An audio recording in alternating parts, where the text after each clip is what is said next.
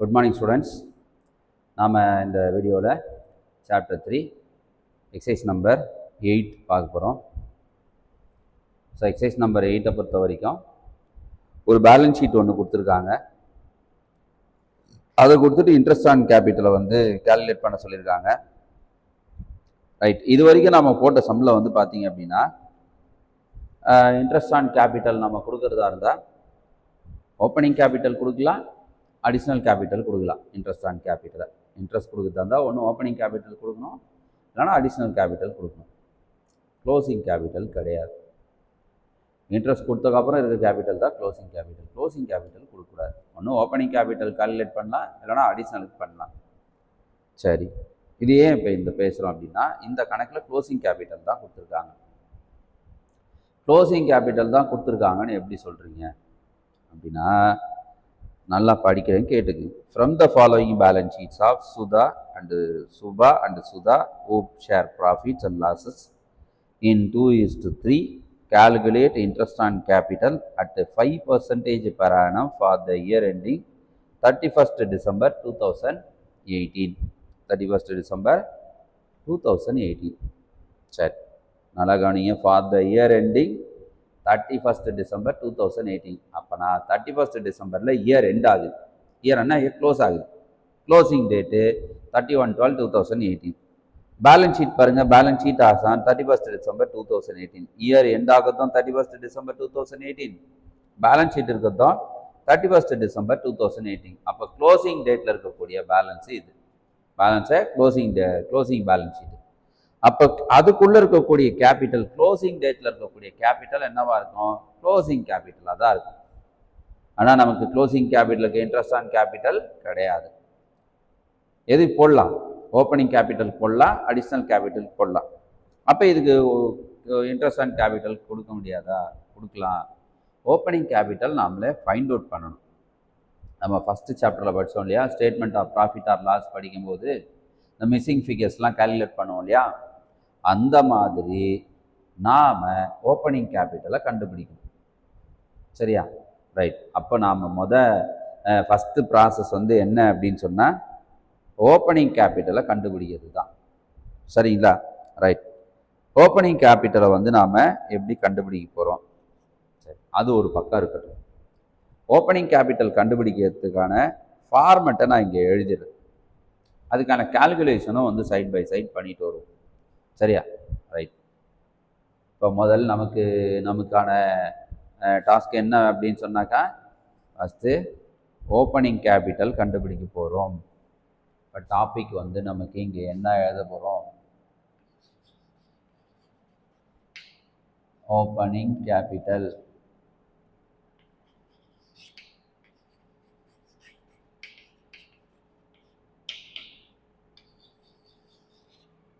Right. எப்படி opening capital கண்டுபிடிக்க போகிறோம்? இருக்கிற டீட்டெயிலை எடுத்துக்கிறேன்.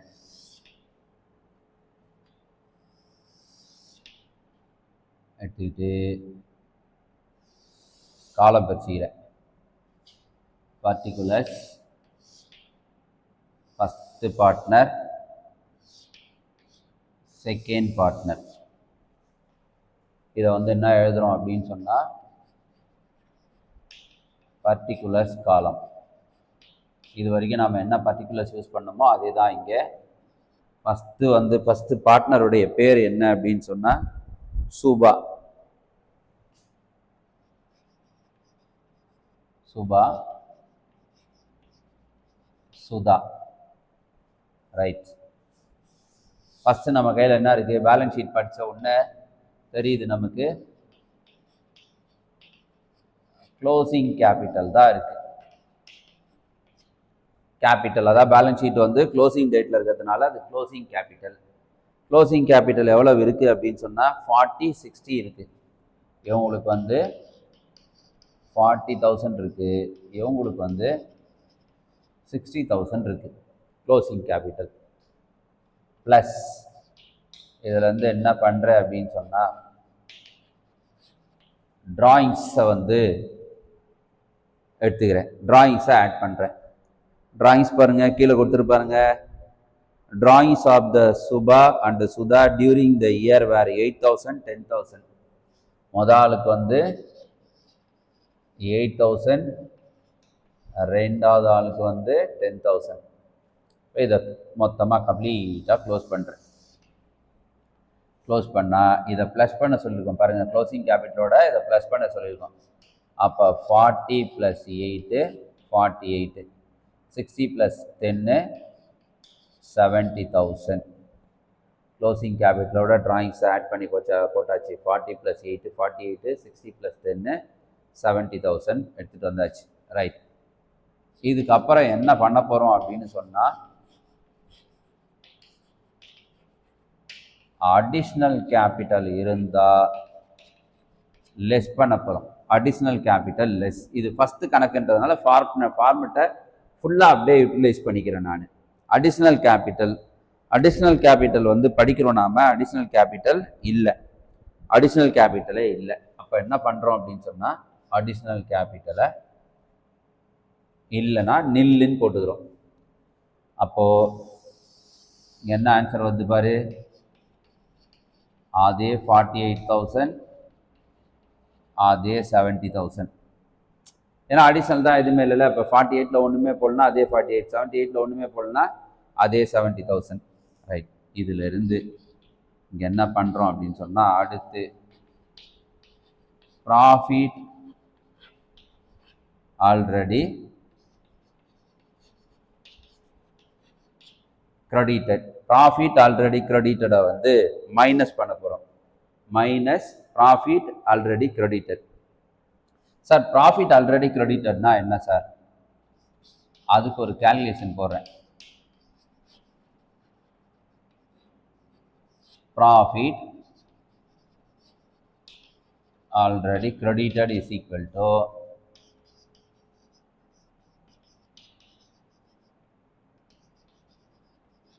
Profit earned during the year minus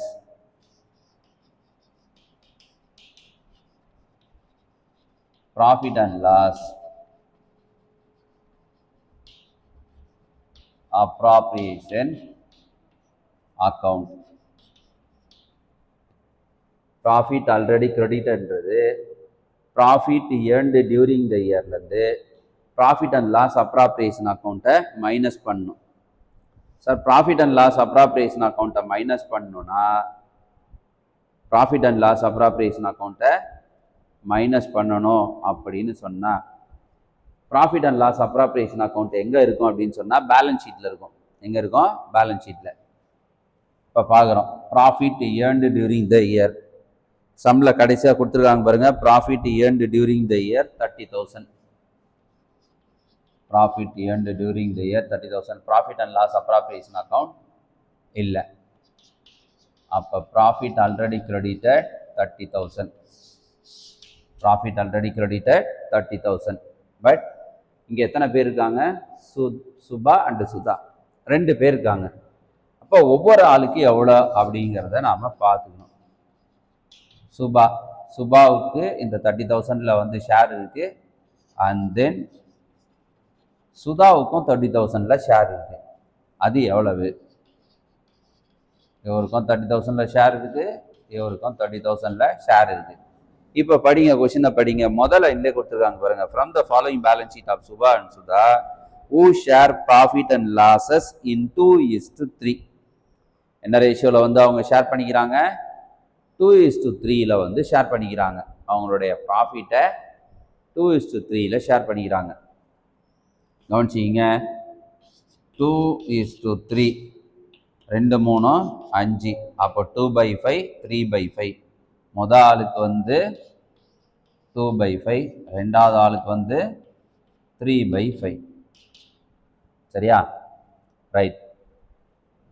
முதல்ல ப்ராஃபிட் ஆல்ரெடி கிரெடிட்டட் எப்படி கண்டுபிடிக்கணும்னா, ப்ராஃபிட் earned during the yearலேருந்து ப்ராஃபிட் அண்ட் லாஸ் அப்ராப்ரியேஷன் அக்கௌண்ட்டில் இருக்கக்கூடிய பேலன்ஸை மைனஸ் பண்ணுறோம். இந்த ப்ராஃபிட் அண்ட் லாஸ் அப்ராப்ரியேஷன் அக்கௌண்ட்டுன்றது எங்கே இருக்கும் அப்படின்னு சொன்னால் பேலன்ஸ் ஷீட்டில் இருக்கும். எங்கே இருக்கும்? பேலன்ஸ் ஷீட்டில். இங்கே இல்லை, அதனால் அதை 0ன்னு போட்டுக்கிறேன். ப்ராஃபிட் மட்டும் இருக்குது. 30,000ல் 0 போச்சுன்னா 30,000.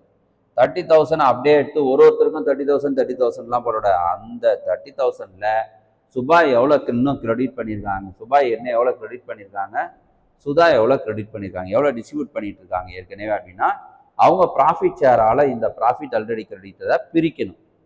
இப்போ ப்ராஃபிட் ஆல்ரெடி கிரெடிட்டடை கண்டுபிடிச்சிட்டு அதை அவங்க ரேஷியோவில் பிரிக்கிறேன். அவங்க ரேஷியோ என்னன்னா 2:3. அப்படின்னா 2/5 3/5 அடிச்சு இல்லாமல் 5ஆல் டிவைட் பண்ணுறோம். இங்கே 30ன்னு எடுத்துக்கிறோம். 30ல் 5 6 டைம்ஸ் இருக்குது.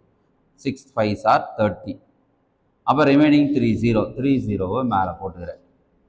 6,000 இன்ட்டு 2 12,000. திரும்ப இந்த 5ஆல் 30 அடித்தா 6 5s are 30. 3 0க்கு 3 0. ரைட். 6,000 இன்ட்டு 3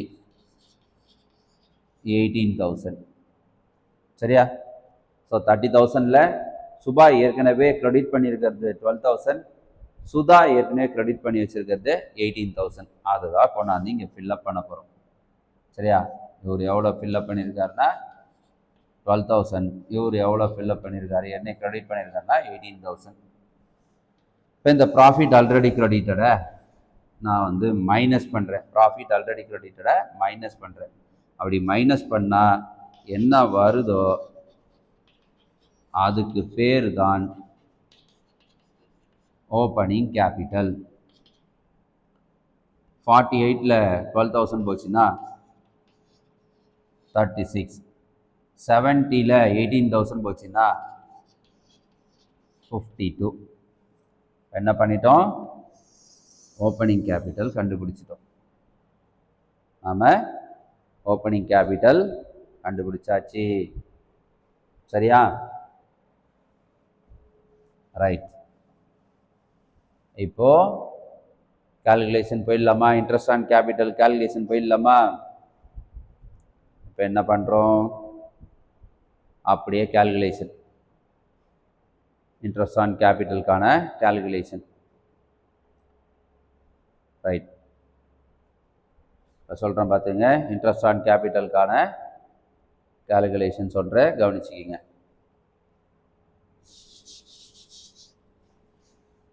மேலே எழுதுகிறோம். என்னென்னு எழுதுகிறோம்? இன்ட்ரெஸ்ட் ஆன் கேபிட்டல் அட் எவ்வளவு? 5%. செகண்ட் லைனே கொடுத்துருக்காங்க மேலே. At 5% per annum on for the year ending 31st December அப்படின்னு கொடுத்துருக்காங்க.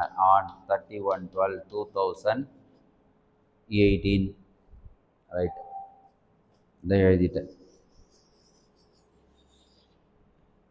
இங்கே ஒரு பார்ட்னருக்கு ஒரு ஃபார்முலா இல்லை, ஃபார்முலாவை காமனாக எடுத்துக்கிறேன். Interest on capital is equal to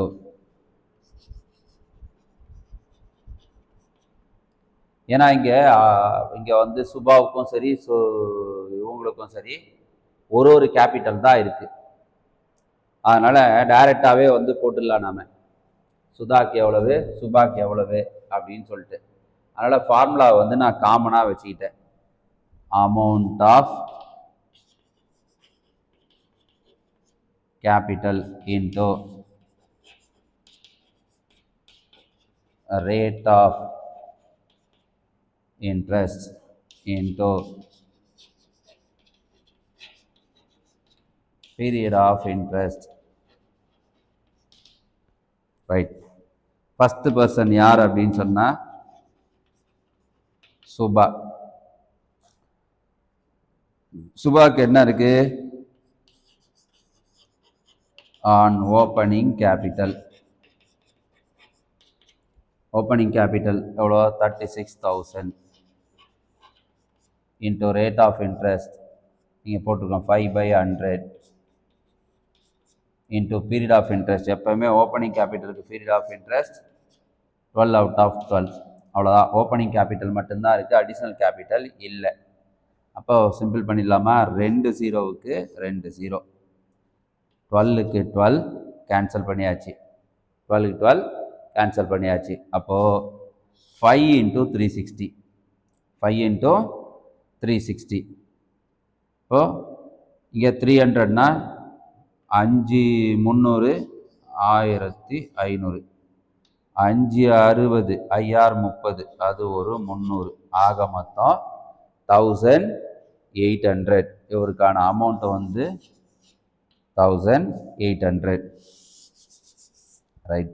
முதல்ல ஃபார்முலா எழுதணும், அடுத்து பார்ட்னர் சுபா எழுதணும். சுபாக்கு யாருக்கு என்ன போட போகிறோன்னா ஓப்பனிங் கேபிட்டல் ஆன் ஓப்பனிங் கேபிட்டல்னு எழுதணும். ஓப்பனிங் கேபிட்டல்ன்றது 1/1/2018 இருக்குது. 1/1/2018 31/12 31/12/2018 வரைக்கும் 12 மந்த்ஸ் இருக்குது. அதனால தான் இங்கே இப்போ 12ன்னு போட்டிருக்கேன். 36,000 ஓப்பனிங் கேபிட்டல் கண்டுபிடிச்சிருக்கோம் பாருங்கள். 36,000.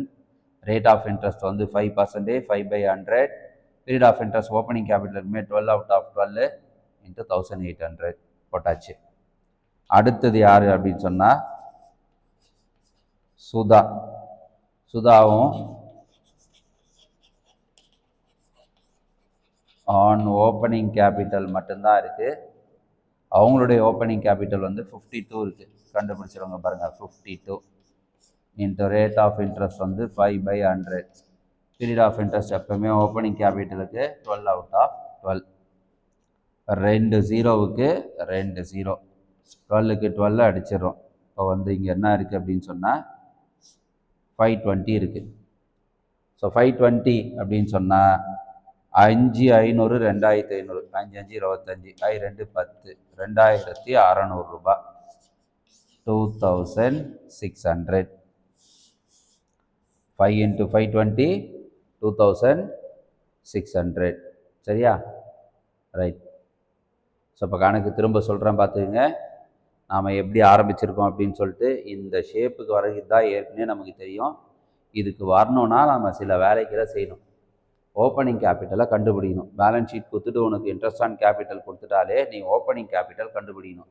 ஓப்பனிங் கேபிட்டல் எப்படி கண்டுபிடிக்கணும், அதுக்கு ஒரு டேபுலேஷன் வந்து நம்ம போட்டுக்கணும். இது என்ன ஃபஸ்ட்டு சாப்டர் நம்ம படித்தது தான்.